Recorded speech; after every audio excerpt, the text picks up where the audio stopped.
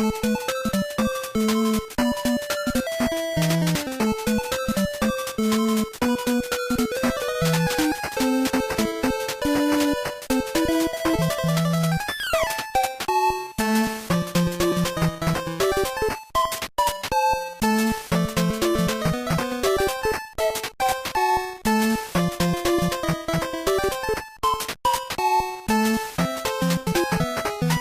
100 legs on a centipede, we move forward in the great stampede. Even the other guys must concede. Quackaware salesmen are a special breed. Hi, welcome to the St. Canard Files, a Darkwing Duck podcast. I'm Mike Russo, and I am artist and illustrator Tiffany Silverbraun, and yes, I chose to be here. Hi, Tiffany. Yes, Will's not with us today. He's had a very busy weekend. He went to a convention in Alabama, and he's just getting home now. So, he's taking a little break. I'm sure he's exhausted. So I have a guest co-host tonight and a special guest as well. So as you already heard, my guest co-host is Tiffany. Hi, Tiffany. Hi. And our special guest tonight is David. Say hi, David. Hi, how you doing? Thanks for having me. Oh, thanks for being here. So I guess Darkwing is one of those shows for me that just kind of inspired me to get into my career of animation. I'm a storyboard artist on the show Muppet Babies, currently airing on Disney Junior.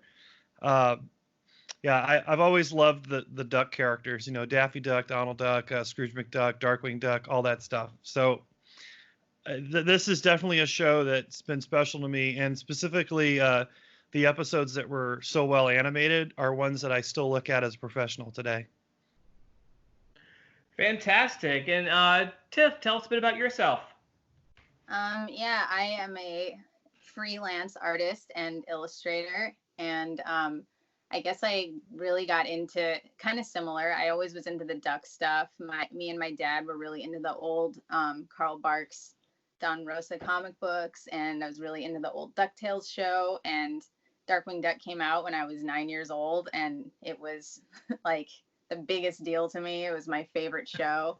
I watched all the episodes when they first aired and had them all on tape and watched them over and over and over again. That was me. That was me. Did you watch this? Did you watch this one when it first aired? Yeah, I saw all of them when they first aired, and there was a couple times that were really funny because I was so obsessed, where like we had to be out and I was so mad. I was like, I'll miss Darkwing Duck if we're out doing this thing, to my parents. So they let me bring this little portable black and white TV. I held one and I would watch it like that. I was just old enough to know how to program a VCR, so I never missed it no matter where we were. I still have all mine on tape too from the VCR era. So we'll start with Tiffany. Do you have a favorite villain and a favorite episode? Yeah, I love the Liquidator. For those who might remember, Tiffany actually rated the Liquidator back when we did Dry Hard. It was her voice at the end who gave him a canister rating of 5 gas canisters. Of course. But strangely, Dry Hard is not my favorite episode. My favorite episode is Life, the Negaverse, and Everything. Mine too. It's a great one. That's such a good one. That one's phenomenal. It has him in it. That's not one that I remembered loving so much until I rewatched it on Disney Plus, though.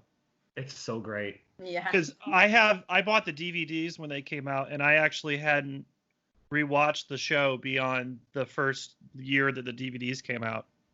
And the DVDs didn't go that far, did they? The Life of the Negaverse, was that one even on there? Yes, that was on volume 2. Okay. Mm-hmm. Thankfully. Yeah, they did that with, I think, are any of them complete? I don't think any of the DVD releases have the full Disney afternoon shows. DuckTales and Tailspin are. No, DuckTales isn't, I don't think. DuckTales doesn't have the... Oh, it is. The last volume of DuckTales was released only through the Disney Movie Club about 2 years ago. Oh. I missed it. The set with all the Fenton and Bubba episodes were all released only through the Disney Movie Club. And Gargoyles was done that way too, I think. Yeah, just not the Goliath Chronicles, but most people have don't even count that. Yeah, that's so. If you don't count it, Gargoyles is complete too. But so David, I know you like to be known as Pez in animation circles, so I will call you that, no problem. If you remember, it doesn't matter. What is your favorite Darkwing villain and favorite episode? That's really hard for me. I think Taurus Bulba is one of my favorites. Just that first episode, the first part of the series opener movie is really one of my favorites still. And I really like that sinking feeling just as an episode. But I think Taurus Bulba is one of my absolute favorites just because he presents like real threat, real danger into the series, which no other villain really does that. Not even Negaduck, because he's still kind of goofy, you know? Yeah. No, Negaduck is threatening, but not Taurus Bulba threatening. Yeah. So I just like that. I think it's a fun difference for the tone of the show. Yeah, those episodes were a lot, tonally very different, yeah. But not that I don't love the Liquidator. Like, I used to do the voice as a little kid all the time. Yay. We're finding a Liquidator has a lot of love. It seems Dry Heart seems to be our most successful episode as far as views so far. That was the first episode that I went and looked for on Disney Plus. Nice. That's a good one. Isn't that one not on DVD? That one is too. Oh, it is. Okay. Mm-hmm. Like 50 some odd episodes made it to DVD. Yeah. Which isn't a terrible amount. But the episode we're talking about today did not make it to DVD. It is our very last Saturday morning season 1 episode, and I haven't yet named it. It is The Merchant of Menace, which, because I always talk about where these titles came from, it is based on the Shakespeare play, Merchant of Venice, because what kid in 1991 was going to get that? That's why I love. I could not with Shakespeare as a kid. When I was in high school, whenever we did it, I just went on autopilot. I did not, never liked Shakespeare. And Gargoyles made me love Shakespeare. But, I did want to tell you that when I in preparation for this interview, I reached out and spoke to the story editor, Tom Minton, and he mentioned to me that he was pretty concerned when he came up with the title Merchant of Menace, that the title had been used somewhere else and it was going to get pulled. But I guess it actually hasn't, or just nobody noticed. Because he felt like it sounded like another cartoon title. I can't think of any cartoons that did use it. I mean, even amongst Disney shows, titles like The Incredible Bulk and Stress to Kill, other shows use them. So it's like Disney wasn't afraid to recycle titles. Even entire plot lines, like, changing Fridays to Saturdays or thinking you were going to die. I'm looking at you, DuckTales and Tailspin. So the original air date for this one was Saturday, November 30th, 1991. It was 32nd in production order. And like you said, our story editor was Tom Minton. I've talked about him quite a bit already. This was actually the first one he did. Not his last one to air, though, but it was the first one he was story editor on. And we have a one-time writer for this episode. His name was Peter Hastings. This was his first animation work. This one Darkwing Duck episode, but he's much more well known as a producer and writer for many Warner Brothers shows, including Animaniacs, Pinky and the Brain, and Tiny Toons. I think those shows are more his legacy than anything else he's done. He was huge on Pinky and the Brain. Yeah, he brings a very Warner Brothers sensibility to this episode. And I'm going to tell a really quick story about Peter Hastings. A lot of people say he was really great on Pinky and the Brain, as you just said. He himself, even in an episode of Animaniacs where he voiced himself, he even says he wrote Brain's best material. He actually left Warner Brothers because the network over at Kids WB kept pressuring him and the rest of the crew to change the dynamics of the show and add a new character. So his final story was basically a big screw you to the network, and he left. What was it? It was an episode titled "You'll Never Eat Food Pellets in This Town Again," where Brain has a nightmare that they retool the show and add Urkel. So that was Peter Hastings' big screw you, and he left Warner's. He's still active. He still does things. Nothing at the level of his Warner's work, though. But as far as animation goes, he started here on this Darkwing episode. Pretty good. Yeah, this one is pretty good from a writing standpoint. But Apparently, Tad Stones did a lot of working on the dialogue on this episode in particular because, Peter was pretty new to the production. Yeah, I totally get it. I kind of see Tad in some of the dialogue. I definitely do. And the big thing that carries this episode even higher than it already could have been is the animation. This is our very last Darkwing show, not by production order, but by air date, to be handled by Disney Australia. Great Disney Australia. Yeah. The much missed Disney Australia. No kidding. Yeah. What do you guys think of the animation overall in this episode? I love it. I think it's like you could see that they were going like super on all the model sheets and everything. It's really nice. Mm-hmm. Guys, how about you? This was the first episode that I saw on Saturday morning. I guess I wasn't waking up early enough to see it at that time. Because this is the last one. But obviously they would just rerun them in the same slot. But this is the first one. So first of all, I was like, wow, the animation is like the pilot, or what I thought the pilot was at the time. Not saying that sinking feeling. Sorry, Will. Hey, the more we drive it in that episode's the pilot, the better. Yeah.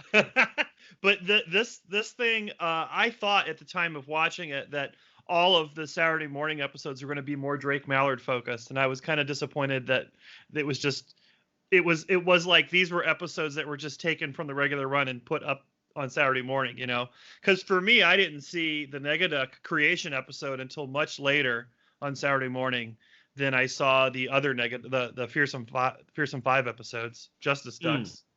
Well, these episodes could have easily aired in syndication if ABC didn't get involved with it. Yeah. That part of the original production run. Yeah, apparently ABC ABC wasn't owned by Disney at the time, and so when they were said you can run some episodes, they handpicked all the best ones, all the best animated ones for Saturday morning. They ended up with 6 of the 9 Australia shows. Yeah. How about that? And all the best ones too. So this one's got some really great animation. It helps that 3 out of the 4 main characters are these big lummoxes, and Australia is so great at that kind of thing. Like, the bigger and fatter a character is, I think the more fun Australia has with these characters. And Drake is great too. They do a great job with Drake. Before we get into the episode, I want to say I've been marathoning Gummy Bears recently. And that show was one of the earliest shows Australia did. If you go back and watch the 6th season of Gummy Bears, their final season, you can see Australia on that show really getting the bugs out of their stuff. And it's good, but then you jump ahead to Darkwing Duck, and it's amazing over the course of a year how great the studio got. Yeah. And then you fast forward not even a year to Goof Troop, and you just see how they just exploded. Like, they were amazing. I have a little tidbit to add to the Australia studio here for you, if that's all right. Sure. So Tom Minton, this is a quote from him. He said, "The funny thing is that Australia studio had been originally established and staffed by Hanna-Barbera. The moment Disney took it over, they made some key personnel changes and put some even more talented people in charge, upping the quality of the work substantially." I think as the first 3 or 4 years went on, they just kept adding really good artists, and it got better and better. All right, so let's get into the plot of this episode, guys. You ready? Yep. Ready. So this one takes place almost entirely in suburbia, which makes this one very unique. Don't you agree? Yeah. And go ahead. I'm sorry, Tiffany. And mostly during the day too. Yeah, and to drive the point home, the very first thing we see is Drake and Launchpad taking out the garbage. And talking about how, domestic life is the greatest cover for being superheroes. And Launchpad goes, "So why are we taking out the trash?" Canonically in this show, this is the first time we learn what Herb's day job is. Anybody want to tell the world what he does for a living? He sells quackerware. What is Door to door. quackerware? It's basically Tupperware. And he is very, very passionate about the things he sells. This is the first time they've mentioned quackerware? Canonically, not by air date. The only other episode where Herb mentions quackerware is in Adopticon. Okay. So we've already know he does this, but in terms of production order, this is the first time the quackerware thing comes up. And but interesting, this is the last episode, at least by air date, to feature the Flash Quack. You know, the little thunderquack thing that Shush sends out. And Darkwing has to distract Herb so he can grab the Flash Quack. So he traps it in a quackerware and buys it from Herb so he can go check out what Shush needs him for. Okay, so here we are at Shush. That means who do we get to see, guys? Jay Gander. Jay Gander. And Grizzly Cough. okay, can I say I love Grizzly Cough in this episode? Yeah, isn't it nice to finally see Grizzly Cough animated by Australia? Yeah, and not Sun Woo or Han Ho Huengup, whatever their name was. Yeah, he never really got his due as far as animation goes. But what I really love about him in this one, they don't play into the, oh, you have to do it by the book or shush regulations. None of that comes in. Yeah. He's just insane and gun happy the whole episode. And by the way, you know, working in animation now, like, and not being able to use guns that look realistic, this gun that he pulls out in Shush is pretty intense. Yeah, and the reason why he's so gun happy is that Hooter tells Darkwing there is a master criminal who's been stealing jewels all over the world, and Shush has been unable to catch him, and his cover is a quackerware salesman. Okay, so who is this quackerware salesman supposedly? Herb. It certainly looks like Herb. Darkwing says no, he ain't taking the case, and this is some of the funniest stuff with Grizzly Cough. Hooter says he can take the case. So, verbatim, this is Grizzly Cough's line. Thank you very much. You will not be dissipated. And when he goes to get the gun, he tries to say the word inevitable, but he stumbles on it and turns it into like this 10-syllable bunch of nonsense. He's like, inevitable. Who's the voice actor on him? Ron Feinberg. Yeah, that guy's, wow, great.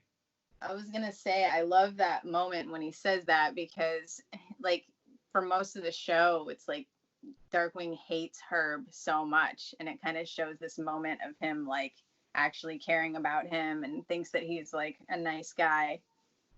Deep down, Herb is a good person. Like, Yeah. He really is. He has a heart of gold. He's a sweetheart. He's a good dad. I mean, he tries at least. He obviously has a great job. He's a nice guy. He's just really, really, he comes on very strong. And this guy like Drake isn't fond of that. But Herb is no criminal. And Drake wants to protect him, especially since Grizzly Cough is a psycho. So yeah, Drake decides he wants to help Herb. He wants to be a quackerware salesman too and learn the trade. And now it's time to meet the villain. Although at first he doesn't look like the villain, does he? So. Looks like Herb. Yeah, except for bushier eyebrows, it seems. Yeah. In most scenes. Yeah, the animation is not consistent, that's for sure. But yeah, it's not Herb. It's a former quackerware salesman named Weasel Loman. Really quick, that name is derived from the character Willie Loman from Death of a Salesman. So bada bing, there's your salesman connection there. That's why he's named that.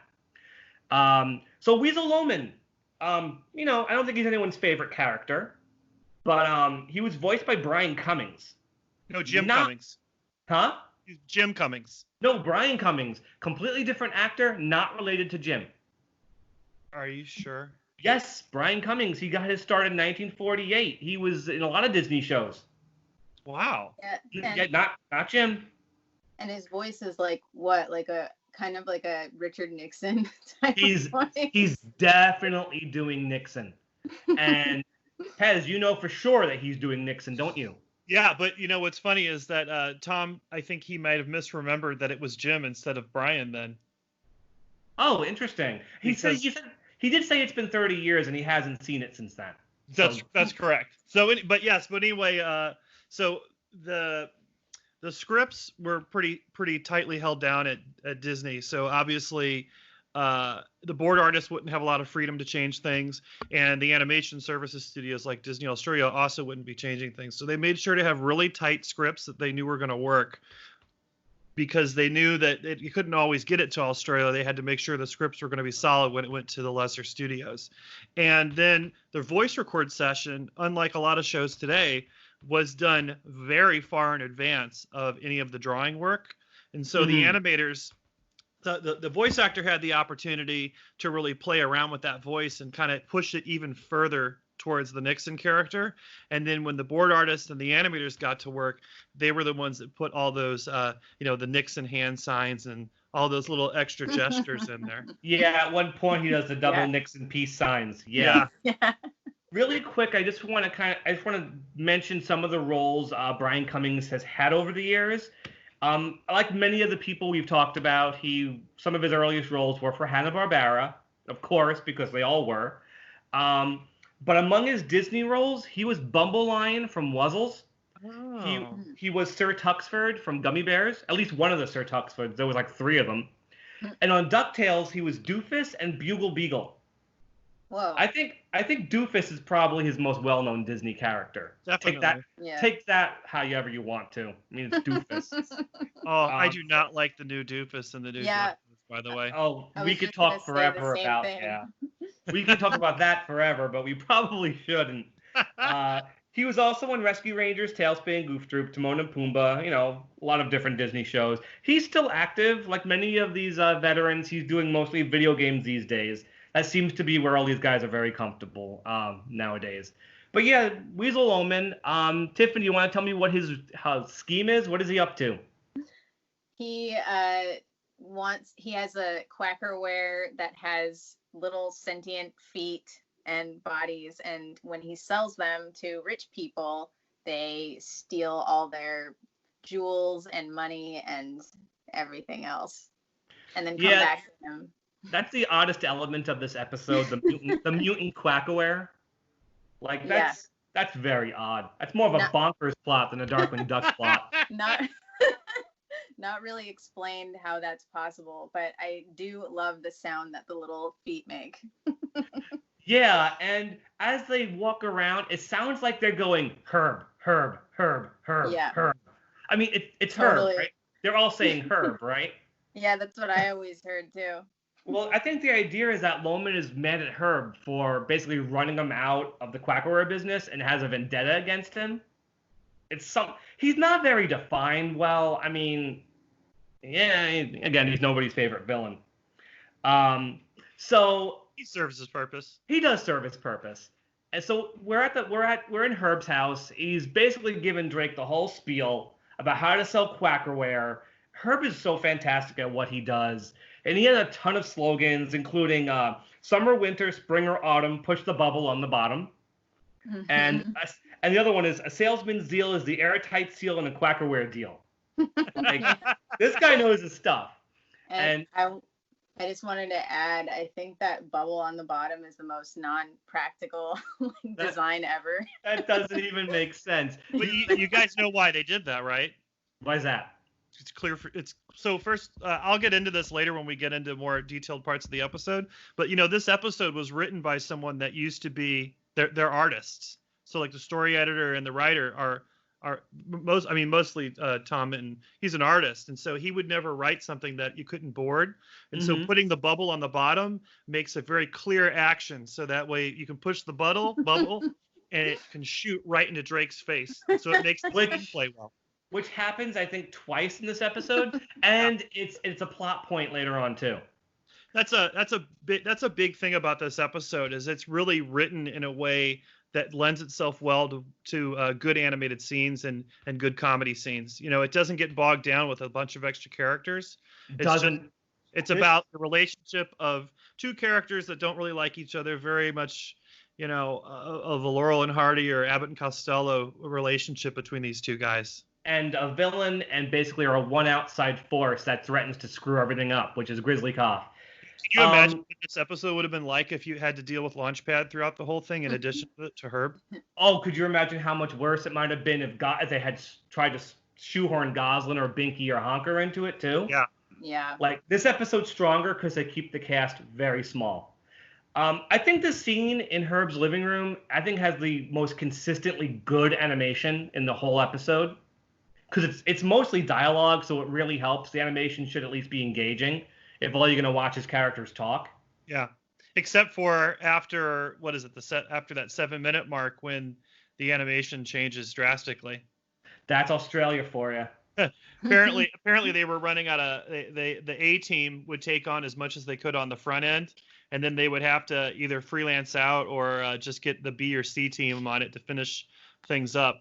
But you can tell that part wasn't as important because it's just exposition and it's not character acting, Yeah, I mean, by Goof Troop and Bonkers, their A team had gotten so much bigger that the A team can take over most of the episode, and you wouldn't notice the lesser animation anymore.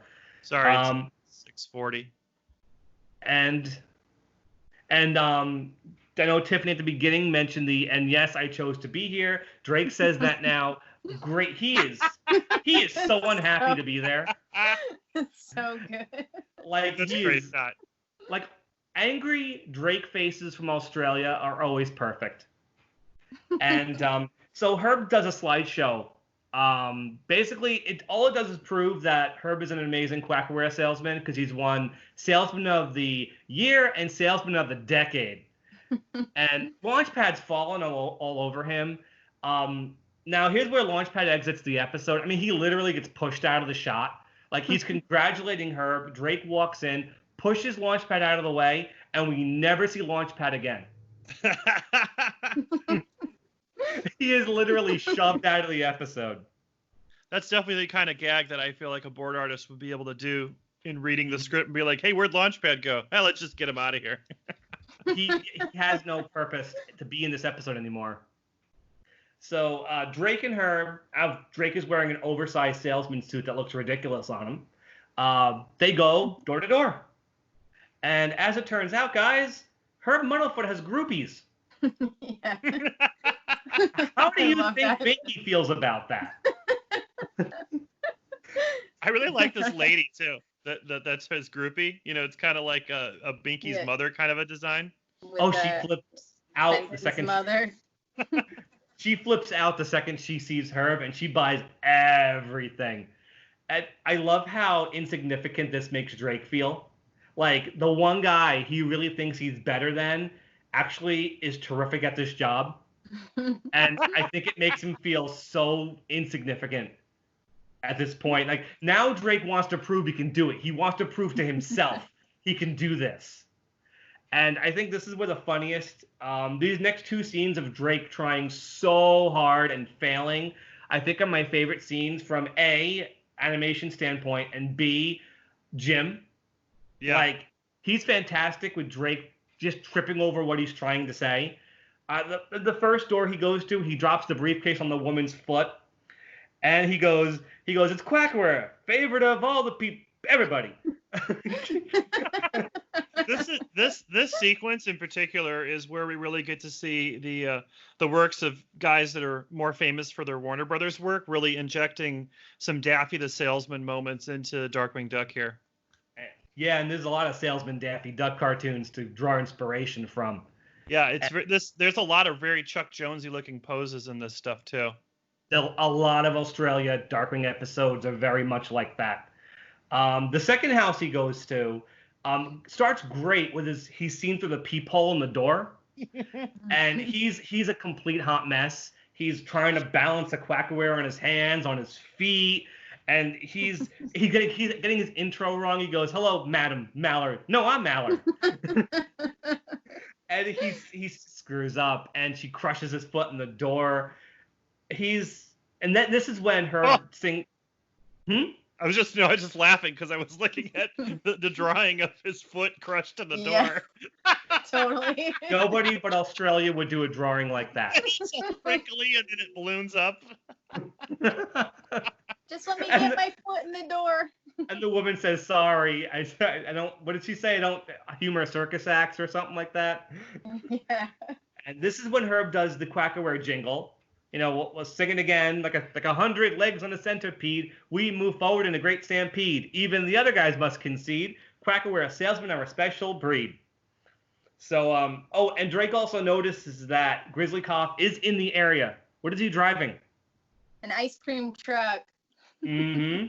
So yeah, Grizzly Cough is stalking the neighborhood for Muddlefoot Herb. So Loban has to get rid of Herb for a while. Like he has to get him out of the picture so he can do what he has to do. How does he get rid of Herb? The beeper. That's a beeper. And there's a payphone. We don't have those around here anymore. I do like the split screen of Loman and Herb on the phone together. Yeah. Like the animation is really good. Loman's doing a fake voice. That's something that I feel like it's so good that this episode went to Australia, because the animators could put different personality basically into the same design, and you can see them side by side.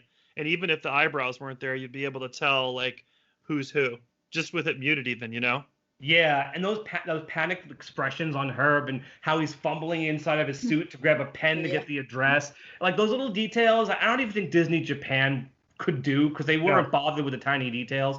Disney Japan were more about the gigantic cartoony movements. Australia had the subtlety. So Herb leaves, and he gets inside of his super rad car, I have to say. Yeah, we've never seen Herb's car. I think this is the only time. Yeah, and it's like a red Cadillac with like giant fins. Yeah. So Darkwing thinks Loman is Herb and starts hanging out with him. But Grizzly Cough decides to pull out a huge missile launcher, and 3 lines make Grizzly Cough the MVP. 3 words make Grizzly Cough the MVP of this episode. He screams, "Nail social deviant!" He fires the missile, doesn't hit Loman, hits Drake, blows him up into the telephone wires, and then Loman heads to the rich part of town. Actually blows him into commercial break. He does. Yeah, Drake says, "Hey, give me." He sees the missile and goes, "A bomb shelter," and then gets blown up. Yeah, and so Loman ends up in the rich part of town. Drake shows up. He's like, "Whoa!" He's like, "This is a fancy town, Herb." Like, you're really moving up in the world, and Drake even tells him like how much he respects him. So the door opens, and who do we get? Who comes out of this mansion? He's like a pig butler. Yeah, and then Loman, he does a Muddlefoot voice. Jim's doing this voice, kind of off, doesn't quite sound like Herb, but it's still Herb. He says, "Hey, you should buy some Quackaware, pal. It's real good. See?" Yeah. That should be the tip off. And he gives, he sells his gold-plated Quackaware, because earlier Loman takes the Quackaware to his factory, mutates them, and paints them gold. Mm-hmm. I don't know how he mutates them. It's not explained. Magic? I don't know. A wizard did it. How painting plastic gold would really work. It's St. Canard. All the tertiary characters are idiots. What was the reason for the gold? Just to make the rich people want it? Yeah. Yeah, he turns it down. He says, "We don't have any plastics in this house." Yeah. And Loman says, "Well, it's gold-plated." And the pig is like, "Oh, yeah, that's a completely different story." And he buys it. And the Tupperware, sucks up all the jewels. And then Herb comes back. He followed the address to absolutely nowhere. He was tricked. And he does come back, meets up with Drake. And Drake's like, "I just was with you right down the street." And then Drake looks over and sees Herb Muddlefoot's double surrounded by sentient Quackaware. And he goes, "What is that?" It's funny. And this is a great scene when the 2 Herbs go at it. Yeah. It's really, really funny. Someone describes this battle they have. First real Herb pulls the grass from underneath him like a rug. Yeah. And then they start sumo wrestling. Yeah, he also pulls off Loman's mask and discovers who it is. Yeah. Yeah, when Darkwing picks up that mask. Oh, sorry, go ahead. And Drake says, looks like two beach balls with a grudge. This is my favorite Australia animator, and I really need to know who this person is because all my favorite scenes, even the perfect cast scene in the Goofy movie was done by this guy, and I want to know who this is. One day I'll find out. Which scene is it? Which scene in this episode? Yeah, the sumo is it the scene. fight? The sumo scene, yeah. The fight. Just the way they're like stomping their feet and they run into each other, they belly bounce off each other. It looks like two beach balls with a grudge. So it's been like half an episode. We really haven't seen Darkwing. We finally rectify that. Drake jumps into a knothole in a tree, chainsaws out the trunk, and comes out as Darkwing. No actual entrance metaphor line though in this episode, which is fine because there's something coming up that's even funnier. So then Grizzly Cop shows up in his ice cream truck and realizes, he's been a fool the whole time. There is a second Muddlefoot, and it is somebody else entirely. So we get a chase scene. What happens during this chase, guys? Grizzly Cop says, "Ice cream truck has other uses." And pulls out a freeze gun from. Does he hit a cop? Yeah, he hits the cop with the freeze gun on accident. And Darkwing goes, "Nice shooting, Sundance. Give me that thing." And Darkwing ends up flying out of the ice cream truck, crashes into Loman's truck, and then he stands up on the hood, pulls out the gas gun. I think he pulls out the gas gun, and he goes, "I am the terror that flaps in," and then Weasel hits the brake, and Darkwing smashes in the windshield and goes, "You're a windshield." So he gets no true entrance line, but this is really funny anyway. Yeah. So Pez, there's a really funny bit of animation when Darkwing gets thrown off the truck. Describe what happens to him. Yeah, he ends up falling off that truck, and then he tumbles off of a cliff when the guy hits. I guess first his face gets smashed in the windshield, but then he goes off that truck. But that's a wonderful piece of animation as he's tumbling down that side of the cliff. And we see the impact, and then we cut to him, and he's got the funny looking face. And I wish we knew who that animator was. That animator has so much energy with that scene. It's probably one of the last great scenes in this episode, isn't it? Yeah, I think so. But just the wham of Darkwing hitting the pavement. And hey, you know what I just noticed? Don't tell me the license plate says Disney. Yeah, it says Disney Nerd or Disney. Oh yeah, it just says Disney. Yeah, DI5NEY. Yeah, you see it super quick, but it is there. You knew that, huh? Mm-hmm. Oh yeah. Please, I have most of these episodes memorized. It's been 30 years, guys. So Weasel heads over to his own hideout where he mutates his Quackerware. He keeps all his valuables. Darkwing shows up. It looks like it's going to be an easy fight until Herb shows up following the mutant Quackerware. And then Loman grabs Herb, takes the key to the Quackerware factory from him, and tosses Herb into a Quackerware bowl. Okay, so that's where the bubble on the bottom comes into play. Who wants to describe what happens here? Darkwing has to remember the rhyme, which is summer, winter, spring, or autumn. Press the bubble on the bottom.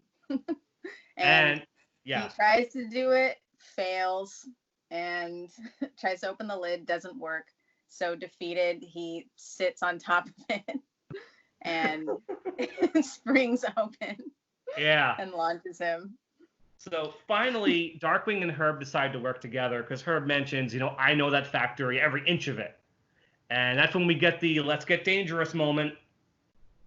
It's kind of a shame that Quackerware scene wasn't animated by one of the A-Team guys because it could have been a lot funnier. Yeah, I feel like when the B and C Australia teams, get full sequences and there's nothing to like pick up the animation, that's the only point when those episodes start to drag a little bit. Well, you can tell that they spent a lot of time on the earlier part of this episode, so it's no wonder that they were running short on time when it came to finishing this thing off. A lot of these Disney afternoon shows, whether they go to Australia or Japan, they either front load it with good animation or they put it all in the back of the episode. Uh-huh. Japan tends to go to the back of the episodes. Australia tends to the front of the episodes.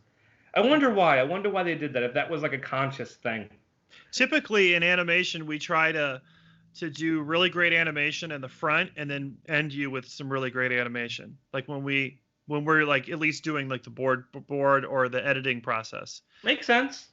But you know, you don't have that kind of control, so it's kind of up to who's ever managing that particular overseas studio to assign those shots. Okay. Yes, Tiffany? Oh, I was gonna say this part in the episode has like one of my favorite lines in it. What is it? Yeah. Or it is my favorite line, and it's when Darkwing says, "I should blast you for larceny, kidnapping, and doing a bad Herb Muddlefoot I thought I was pretty good. Yeah, I thought I was pretty good. The only thing missing from Weasel Loman is the only thing missing, is Haru from Futurama. Only thing missing. But it's so good because the actual voice is done by Jim Cummings, so it is like a really good imitation. So just just for time constraints, let's start to wrap up this episode here. Sure. We got our final climax in the Quackerware factory. Darkwing makes a really cool entrance, like riding up on the forklift into Weasel's line of vision, pointing the gun at him, which is really cool. And then Herb shows up as what does he call himself? The one-man Quackerware defense squad. Tossing Quackerware at him. And he has like Quackerware armor. Yeah, he's hitting Loman in the butt and everything. You know that's a pretty good shot, especially when Loman is getting hit by the stuff and he's bending over and it's hitting him in the butt, and then he does this little like scurry animation with his legs, and like the torso exits a little bit, the head exits a little bit faster than the rear end. Yeah, and then they grab Loman, toss him in the machine. And basically, I don't know exactly what it does to him. It like turns him into a giant Tupperware container with like a head. I don't get exactly what happens to him. Then Grizzly Cough shows up, and Darkwing's like, "Hey, we gift wrapped for you, Grizz. He's all yours." So Grizzly Cough takes Loman and leaves, and we get like a really sweet ending where Drake comes in. He sees her not Drake, it's Darkwing. I'm sorry, he doesn't come back as Drake. Herb's putting some Quackerware stuff away. And he's like, "Hey, I saw Drake Mallard outside." He makes sure he says, "Good-looking cuss." And together, the two of them sing the Quackerware jingle together. And it's sweet. And it ends on Herb wiping away a tear. And he says, "That Drakester, what a guy." And like, this is Herb's finest hour. Like, it is. He doesn't come close to this ever again. Like, the writers clearly love Herb because he comes back a lot in later episodes. Even after they stop using Honker, they keep using Herb, but they don't elevate him into starring roles after this. Like, I don't think they need to. All we really need is this episode. And I like this one. I think this is a really fun episode. Incredibly underrated. I'll give it that. It is. You're right. I think it's because it wasn't shown as much as the other episodes.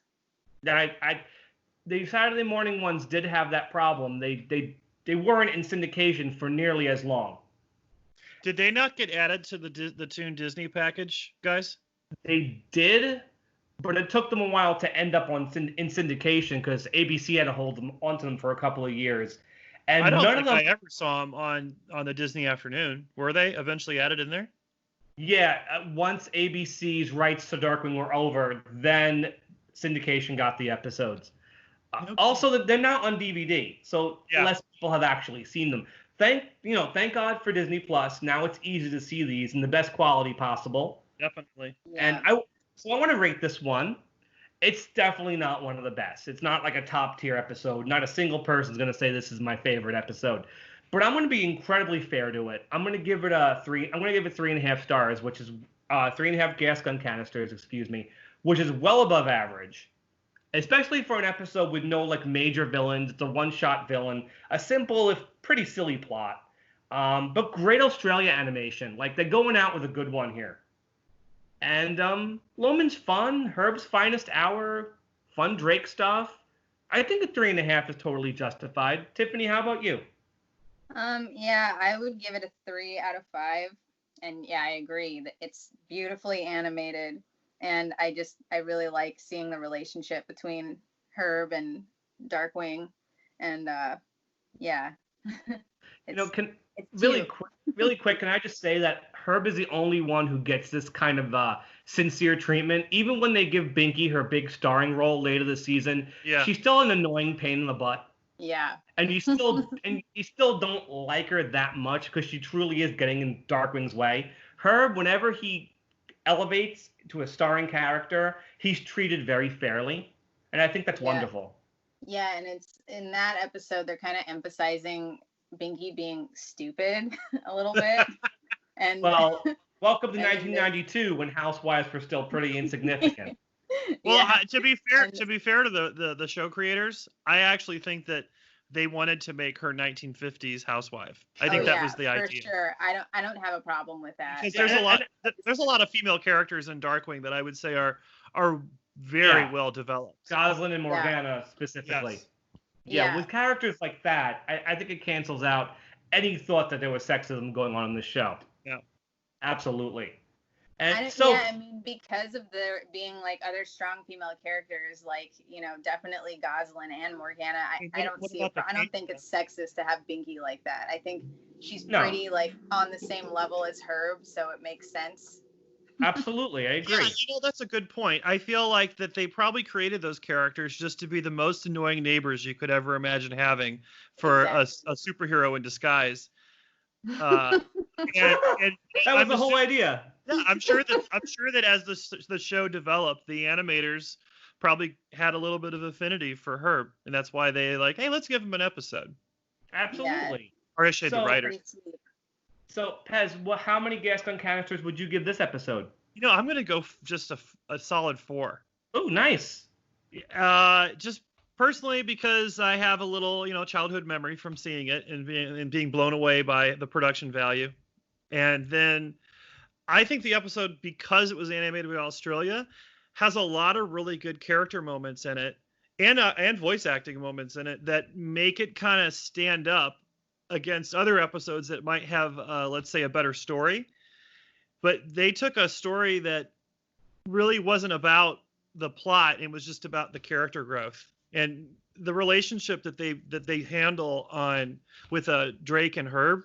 Mm-hmm. It's pretty good. I mean, for a TV cartoon, they did some pretty good stuff in there, and to get that little tearful moment at the end there, it was pretty impressive. You know why you couldn't do this episode again these days? Not just the guns, because there isn't a single child in it.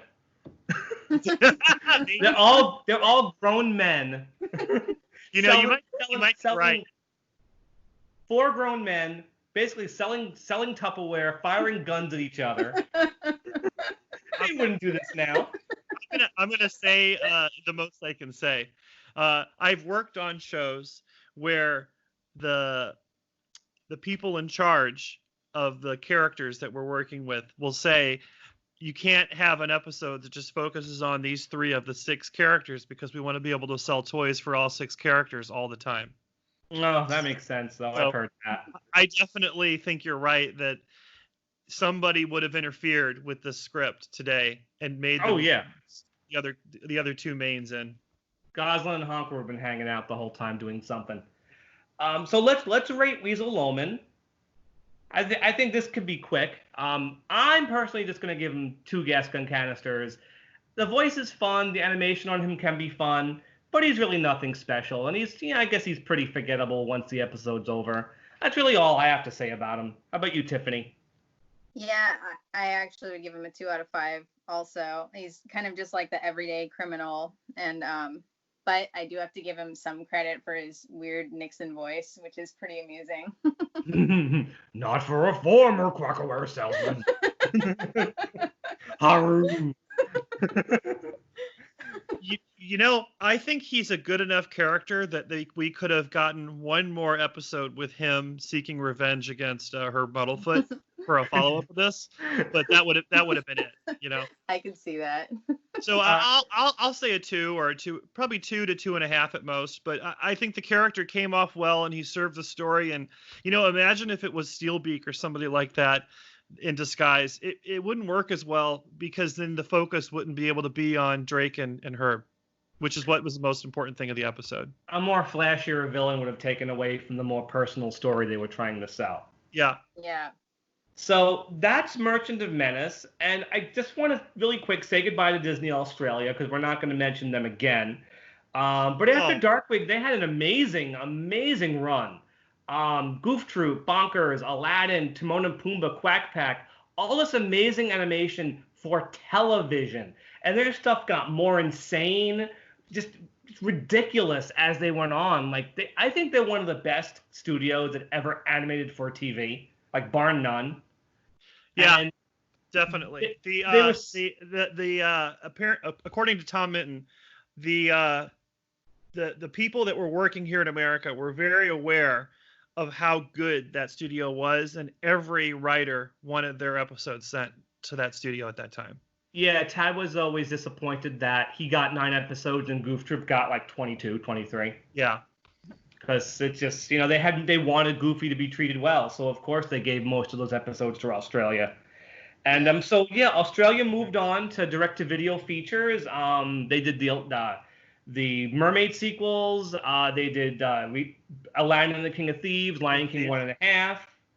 And their last movie was Cinderella 3, which is insane. If you haven't seen it, give it a curiosity watch because it's absolutely insane. I kind of like it. I like it too. it takes Cinderella and puts it through a funhouse mirror, so it's watchable just for that.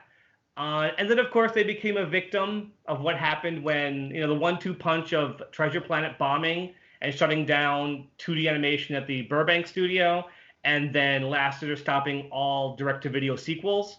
So Australia, Japan, France, all those studios got shut down around 2005-06. And at the very end of Cinderella 3, their last movie, the last thing they ever did, right at the end of the credits, it says, "Special thanks to Disney Toon Studios Australia for their many years of producing beautiful, hand-drawn animation." They actually got a shout-out at the end of the last movie. And wow. we're not going to see their likes again. Television animation has changed so much already, in the past 15 years.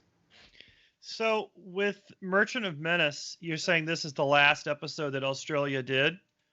Not in production order. It's the last one that aired. What's the last one in production order? I think it actually might be Darkly Dawns the Duck Part 1, since that was made at the very end of production, and just aired really early. What about A Brush with Oblivion? That was earlier. Oh, interesting. Mm-hmm. And then season 2, they don't use. No, not at all. They don't use. Do they use Japan in season 2? No, none of the good studios. Just Sun Wu and Han Ho Huang. That makes sense, because by the time they're finished with their original, 52 is what the first season is?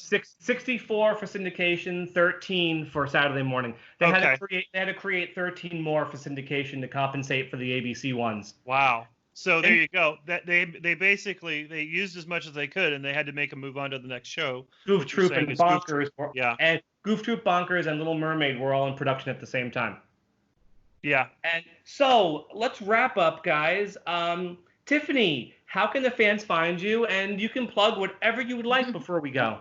All right, I got a few things. So on Instagram, I have my main art page, which is at Tiffany Silverbraun.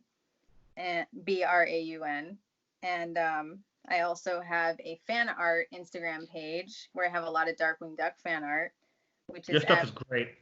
Thank you. I can't wait to look at it. Which is at Regurgitating Gertie. I love that name. Thanks. And on Facebook, it's The Art of Tiffany Silverbraun, and then I also have 2 YouTube pages, which is Radioact Tiffany and CarnyTube. Cool. How about you, Pez? Oh, I'm not terribly active on social media, but I work in TV animation, doing storyboards and stuff. But in my free time, I volunteer for a thing called animationresources.org, and I want to give that a plug.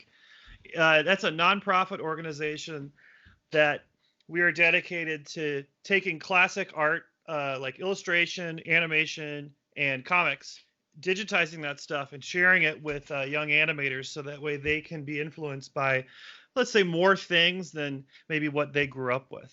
So, like, that's wonderful. For me, I grew up obviously watching things like Darkwing Duck, and then for me to become a professional, it was very helpful for me to research the things that influenced these guys, and then you can just kind of take breadcrumbs and keep going back, and you can figure out like where the origins of cartooning came from, what are the skills I need to develop so I can be a functioning member of the animation community, stuff like that. So if anybody that listens to this podcast wants to become a cartoonist, I highly recommend animationresources.org. It's a membership site and a free site. The membership stuff adds extra material, like we have like downloads of like films and ebooks and stuff. And then we also do daily posts. And you can also follow us on Instagram and Facebook under the same name. Well, fantastic. And we are the St. Canard Files, a Darkwing Duck podcast.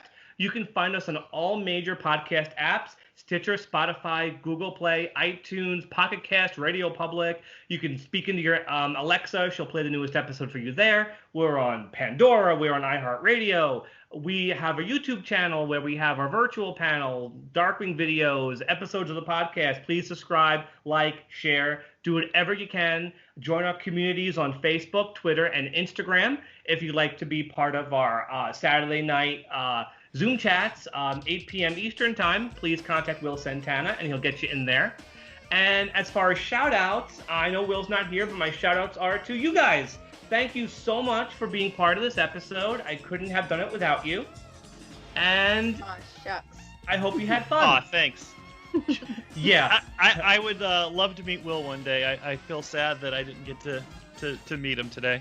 Drop him a line if you're ever free, on a Saturday evening your time, late afternoon. You could always drop by our Zoom chat.